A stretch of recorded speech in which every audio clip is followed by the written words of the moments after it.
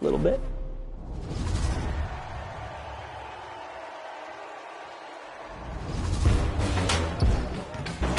Stop on a dime, because we're about to drop some. I'm Sacramento Kings PA announcer Scott Moak, and I give my kingdom a great pass. On Top Plays this week, we're featuring your top assists. Pass them to me. All right, we're in the wreck with O Triple Trey. Protects the paint on that dunk, and then sends, get this, an 80-foot bounce pass for the layup. Wow! Earning that takeover, A+ grade, and blue flame. I'm fired up. Next play. Next up is There Go Bragan. Out on the break, dropping the behind-the-back bouncer to the jam. It's a relay pass, threading the needle all in one fluid motion. Sensational setup. Rolling over to King Retro 5.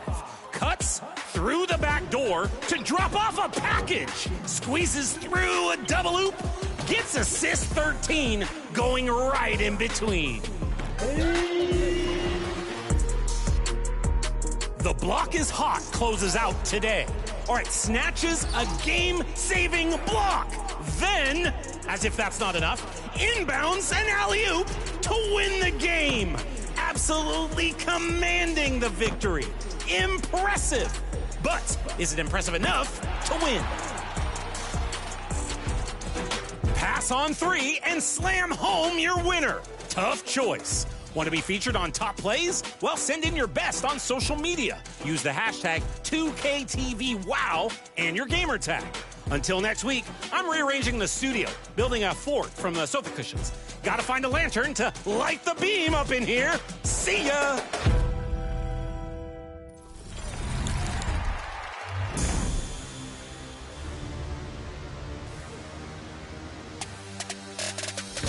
In the city, the big question has been, Rise or Elite? What's the best affiliation? The answer is so obvious, Elite, and that's my unbiased opinion. To truly answer this question, we're tracking performance in various events throughout each season of NBA 2K24. For Season 1, we're following Strikeout, Cage Match, Top 5, and the 2K League Become a Pro 5v5 events. If your affiliation has the highest win percentage at the end of the season, you'll earn a rep boost and access to an exclusive theater option that awards a 20% rep boost. So far, Elite is boasting a 62% win percentage, while Rise is at 58%. Don't you love the sound of that, Alexis? I really don't. And if you're on Team Rise like myself, neither do you. It's time to rise to the occasion because we need more wins. Nice try, Alexis, but I think this one is all but over. We'll have another update after Season 1 wraps with a list of top performers, so stay tuned for that, and in the meantime, keep it up, Elite. Go Rise. The 2K League is searching for draft prospects, and you could be one of them.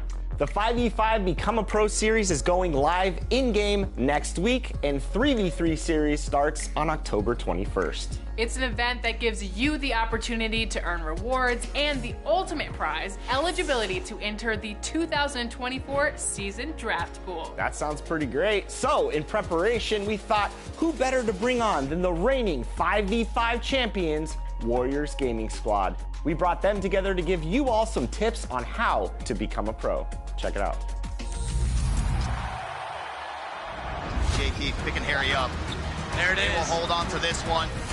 NBA 2K League champions, Warriors Gaming Squad!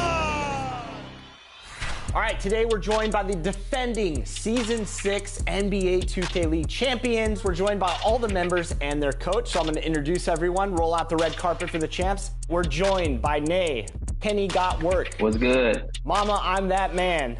C's, CB13, and Coach Mike, a.k.a. Mike Check. How you doing? Yo, I'm doing good. I'm doing good. Thanks for having us. All right, so you guys hoisted up the trophy last season in the NBA 2K League. How's it feel? What's the championship life been like for you guys? It feels great being a champion. I think a lot of us have been in this league for a while, and we've just been chasing that elusive championship. I know me personally, this is my 5th season, and 2 other guys on the team in their 6th. So I mean, it's a new feeling, obviously, and it just feels great. It's been a long journey, and only one of us has been blessed enough to win 2. C's over there, he's had the easy journey, but for us, and Nay's the first year one-hit wonder. So, well, hopefully not a one-hit wonder, but hopefully we can continue to win. But for me, Keena and Kenny, it's been a long journey. I mean, I always knew I was a champion at heart, but to actually get that ring, just to show that validation, it means a lot. And as you guys approach season 7, have you began planning how you're gonna tackle next season? I feel like everyone on this team is really locked in, wants to win again. This is like the most connected people I've ever played with, like people who really just want to win and be the greatest. There's way more money we can win. Now we know what it takes to win, and I feel like that's going to help us a lot for next season. We know our standards. We know what it's going to take. Coach, all these players have these great stories, how they got to this point to becoming a champion. Give some advice for new players wanting to be part of the Become a Pro series to maybe, like Nay did, become a champion. Yeah, it's a standard, right? So every team has different needs. Personally, I think the standard for me is just, and they're super cliche, but just being direct, a hard worker, or someone who's willing to come in every day with a positive attitude, but also ready to adapt. You may come in thinking that you're going to play point guard, and you may end up at power forward. So just being mature and being ready for a long season and being able to adapt. What do you think organizations are looking at in terms of players competing on specific type of builds? What kind of build should they make? What are you looking for as a coach? You need to do your research on what teams need, right? So, there's a couple of point guard spots, so it'll be very tough to get in as a point guard. But, maybe like power forward or lock builds, that's something more, you might have a better chance of getting in at. So just really focusing on team needs and going from there. And then for the players in this Become a Pro series, is there anything out there you're seeing in 24 that you would give advice to new players? Yeah, I think I definitely would suggest if you're a shooting guard to go on to a 6'6" shooting guard. I feel like they're definitely making waves right now throughout the community as being like the best shooting guard build. Small forward, probably like 6'7", 6'8" with a good amount of standing dunk. I've competed against some of y'all and it didn't go very well for me. I'll let you guys talk about it. What's the level of competition like in the league? I think the difference between a great player on 2K compared to a league pro, I think it's the mentality of it all. They come in and they have a ton of skill, but they don't really have the mental side of it all, and that's where they crumble. I feel like the great players, such as the guys who's on this call, they're doing it consistently. So consistency is the biggest thing to me. Who's the best trash talker on the team? Mama. That's one of those where we don't even need to answer the question. We can all just look at the screen and nod our heads. Okay, what's the psychology into trash talk? Because I'm getting beat up by some like 6-year-olds out here. I need to up my trash talk game. My advice is just you got to talk trash about something that they wouldn't expect you to talk trash about. So like it could be whether the dribbling's bad, or whatever the case may be, but it'll just throw him so off. It'll just be like, why is he attacking this? You just got him where you want him. I'm good. They ain't watching nothing. That's what I thought. So we kind of use that tactic in the league, but for this playoff run, I was pretty direct, so it worked out in our favor. All right, CB13, you've been with this Warriors franchise for a long time. Talk about that moment when you knew the buzzer sounded and you were a champion for this franchise. It took 5 long years to win this championship for this team. There's been a lot of people that have come in and out of this organization, some really good players. So for Rustin, Mike, Josiah, a bunch of the people that have been here the whole time, it really was full circle for us. We finally won the championship. We actually lost to WizDG the first time I was in the finals, and we won the championship in their home arena in District E in Washington, D.C. So Rustin, he's trusted me since I was 18 years old. Now I'm sitting here at 23 as a champion. So completely different person now, and it's just been really special to be with the same team. So. And Kenny, for you were competing in competitive tournaments before the 2K League was even conceived. What has it been like for you to watch the competitive scene grow from Pro-Am all the way to playing for a professional team and winning the title? I'm one of the older guys in the league, and I still feel like, if not the best, like I'm still there. First started with the Pro-Am tournament for the when you was flying guys out to like New Orleans and to the All-Star game and things like that. To be here now, to be getting paid professionally, and I can't even explain, but it just feels good. Should I say you seized the day, not once, but twice? 2 rings under your belt. are you as hungry as you were before you won your first one? I feel like I'm gonna be one of the best players to ever touch the 2K League when it's all said and done. So no one has 3 rings in this league. So just being able to maybe possibly 3P in this league, I'm just ready to get next season started, to be honest. Nay, describe more about sitting there as a prospect, somebody who wanted to enter the league, and then the kind of work that you put in through the Become a Pro series and your skill to get to this moment. I worked my butt off, went to school, came home, played the game for hours and hours until I felt like I finally got to that point. Started playing for a lot of money, went to these LAN events, to show people that I could really do this. I played great in both modes, and then I got my opportunity. And, once I got in the league to win a ring in my first year was a blessing. Mama, I'm that man. I think it's time to change your name to Mama, I'm that MVP. What did it feel like to win finals MVP for both yourself and your teammates out there? Wasn't really focused on that, to be honest with you, but it was more so about the ring. When getting that ring meant the absolute world to me. I mean, I've been fighting for a long time. The emotion sunk in really right after that buzzer sounded. Well, congratulations and continued success next season, fellas. Can't wait to see what this franchise does in Season 7. Thanks so much for joining us here on 2K TV. Thank you for having us. Appreciate it. Appreciate it.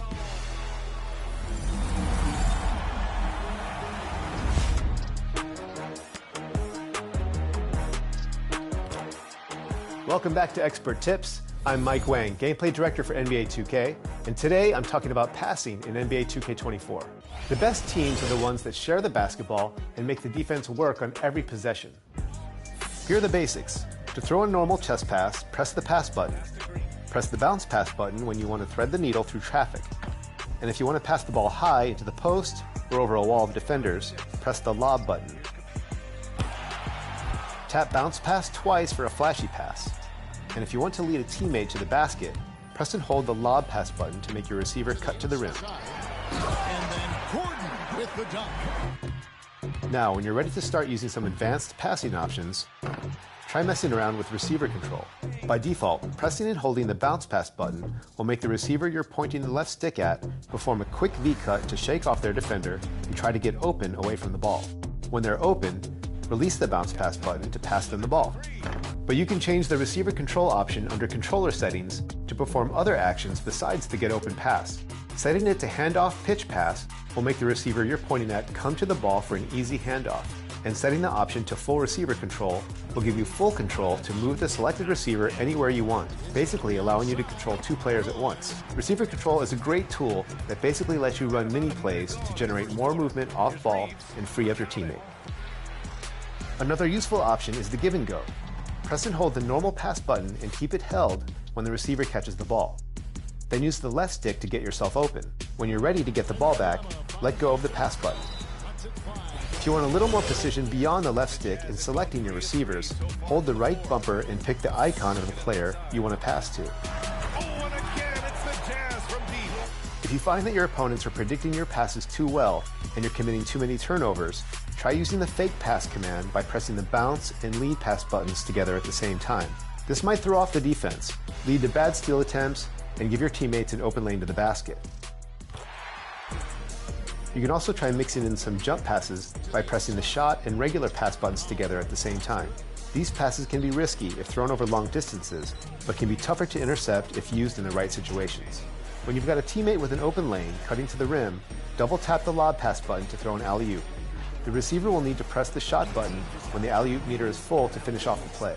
Try running some scrimmages in 2KU to get comfortable with the different passing options and settings before taking on live competition. And don't forget to send your best assists to #2KTVWow for a chance to be featured on 2KTV. I'll see you on the next edition of Expert Tips. Today, Chris and I are in studio talking about builds, and joining us is former NBA 2K League champ, Bear to Beast. We are so excited to have you back on the show today. We're talking about builds, so tell us about yours. PG is, I got a 6'2" build, and if anybody's been playing with a small guard or your teammate with a small guard, you know the small guards, they out here fighting for their life. So I have more of a shoot the ball from deep type build and can pass a little bit more. The quick drops are going, so I'm not dunking as much, attacking the mid range, but small type of PG. All right, Bear, so people are still labbing the game, trying to figure out how to make the best builds. What would be some of your top tips to new players coming in, or maybe experienced veterans, to making their new builds? Got you. So for me, talking to the community, it's always figure out if you're on a squad, try to everybody build something that's going to help the team succeed. If you're not on a squad and you're running solo, so then build the best possible build that can kind of do everything. So you want to go a lot of gold back. You don't want anything too high, too extreme, because it's going to knock so much more of your attributes. So you want to figure out, what's your purpose going to be, and then you want to start. The biggest tip I can give you: do not waste your attribute points. So if let's say 93 or let's say 75 gets you clamps, bronze. I'm not going to go 76 because 76 doesn't get me anything. So make sure every point gets you something towards your badges. And we just call them, the thresholds. Always play with the thresholds. And that's probably the two biggest tips I can give you. I'm going the tallest. I am going to be a center for this season's 2K TV versus the world. So what would you recommend for a center build? Ooh, okay. You're going to go with a big player. That's interesting. I would say for actually just hoop a really good center yesterday, and he had 99 offensive rebounds. So whatever you do, go get 99 offensive rebounds, because your teammates gonna do a lot of missing. And that's what you're gonna be there for. And then don't worry about the close shot. Stand dunk up, vertical up, and after that, your back can't go wrong. Get you some passing too. Get your little passing in there. But 99 offensive rebound and your build is going. 7-1, that's the preference. So Bear, I first started off as a 6'5" shooting guard, and I was posting clips like crazy on social media, and everybody was asking, what build are you using, LD? Because you're doing all this crazy stuff out there. And believe it or not, it was a template build, Austin Reeves. The only thing that I changed on the build was shooting with my left hand. So that Austin Reeves template build is absolutely disgusting for anybody that wants to live in the mid-range. Talk a little bit about not only that template build, but how important the mid-range is this year in 2K24. The mid-range is crazy this year. It's absolutely insane. I don't know what percentage they moved up on the mid-range, but if you attack the mid, you're going to be a bucket getter for sure. And the other build that I'd like to share, the one that I've moved to, I created a 6'8", 3-and-D player who can shoot the 3-ball, hit the mid-range, and also lock down the court 1 through 5. Bear, you see my build right here. Talk about how important these defenders are this year in the game. Yeah, the defenders are like the last couple 2Ks. Dribble head PG was the guy, that was the girl to go to. Give her the ball, and you're good to go. You're golden. If there was a monster, you're winning. This year, if you're locked down or you're back in, if they can produce stops, steals, plucks, you're good. You're not going to lose. So the lock is probably one of the most important positions on the game now. And I did see a build. I've seen it. A couple of things that would have changed, but I'm not going to say too much. You said it was 1 through 5, so we're going to let you rock. The Become a Pro 5v5 event is coming up. What advice do you have for those participating? We're going to throw you in there. It's going to be with random teammates. So just play good basketball, good 2K basketball. Don't look to go in there and, hey, I'm about to score 80.